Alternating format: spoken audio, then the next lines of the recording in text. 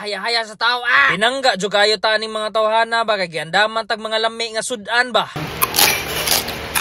Malipayon kay tao kay naabot ta karong panahon na ug mapasalamaton kay ta sa kahitas-an sa gugma sa atong pamilya ug sa atong mga higala unsay kisaw mga siyaw, kumusta ato mga kasing-kasing diha? Before ta mo kaog daghan magpasingot sa taoy. Unya samtang mag-alsa-alsa ta, shout out day ani ako mga siaw nga followers Unya naabot na akong Sabado nga ako ng adlaw. Basta paka nga lechon belly, automatic mag special lechon na.